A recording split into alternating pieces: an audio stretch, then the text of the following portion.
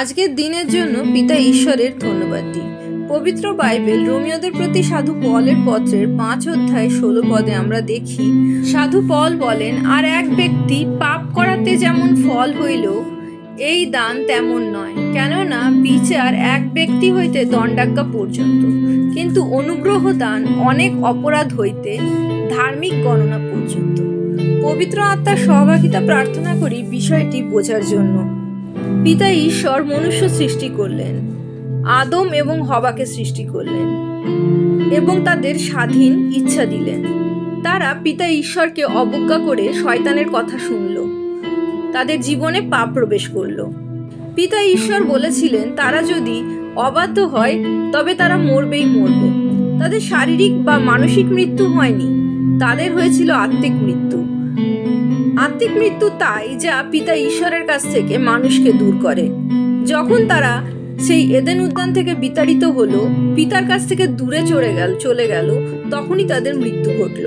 তারা যত দূরে চলে গেল পিতা ঈশ্বরের কাছে, সেই পৃথিবীতে, পিতা ঈশ্বর কিন্তু তাদের কাছ থেকে দূরে যাননি। তিনি সব সময় তাদের সাহায্য করেছেন, তাদের প্রয়োজন মিটিয়েছেন এবং তাদের রক্ষা করেছেন।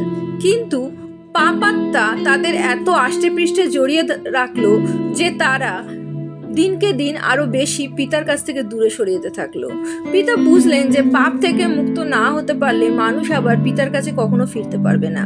পুরাতন নিয়মে দেখি আমরা শাস্তির মাধ্যমে, ব্যবস্থার মাধ্যমে, রাজাদের মাধ্যমে, যাজকদের মাধ্যমে, ভাববাদীদের মাধ্যমে পিতা ঈশ্বর মানুষকে অনেকবার পাপ থেকে ফেরার কথা বলেছেন। মসির ব্যবস্থার মাধ্যমে পিতা ঈশ্বর চেষ্টা করেছিলেন মানুষের অতিরিক্ত পাপ যেন কন্ট্রোল করা যায়। কিন্তু পাপ কন্ট্রোল করা গেলেও তাদের অন্তর থেকে পাপ দূর হয়নি, কারণ পাপের সৃষ্টি হয় মানুষের হৃদয়ে, অন্তরে, এবং তা পরবর্তীকালে কাজে পরিণত হয়। ব্যবস্থার মাধ্যমে তারা হয়তো পাপ কাজ করা থেকে বিরত ছিল, কিন্তু তাদের অন্তর সেই পাপে কলুষিত থাকতো। তাই তো নতুন নিয়মে আমরা দেখি প্রভু যিশু মন পরিবর্তনের বার্তা নিয়ে এসেছিলেন। তিনি প্রত্যেকটা মানুষের পাপভার গ্রহণ করেছিলেন। যে পাপ থেকে মানুষ নিজের শক্তিতে কখনো মুক্ত হতে পারবে না, প্রভু যিশুর অনুগ্রহের মাধ্যমে সে মুক্ত হতে পারে। তাকে যখন বিশ্বাস করে পরিত্রাতা রূপে, তখন সে পাপমুক্ত হয়ে পিতা ঈশ্বরের সন্তান হতে পারে।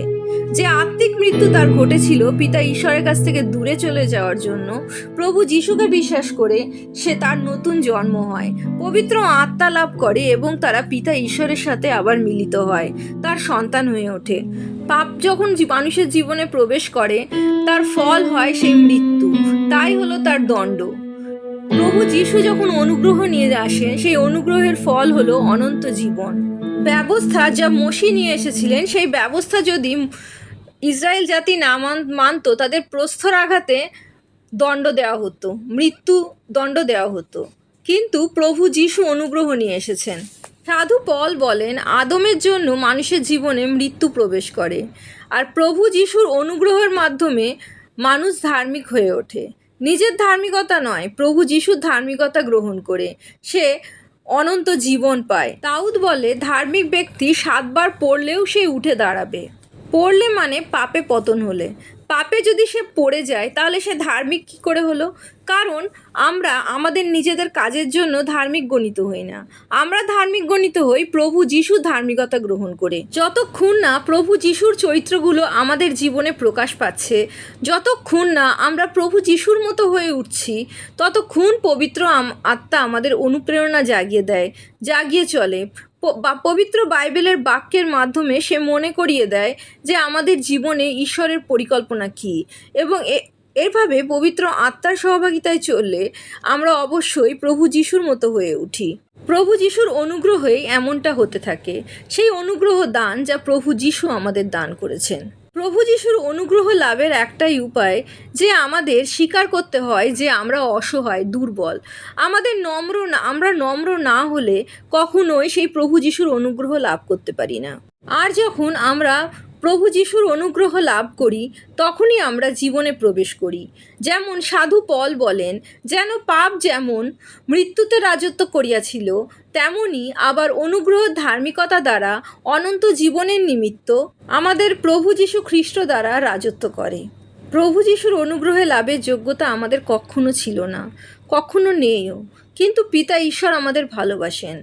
তাই জন্যই তিনি প্রভু যিশুকে দান করেছিলেন এবং প্রভু যিশু তার অনুগ্রহের মাধ্যমে আমাদের পিতা ঈশ্বরের কাছে ফিরিয়ে দিয়েছেন। প্রভু যিশুর জয় হোক।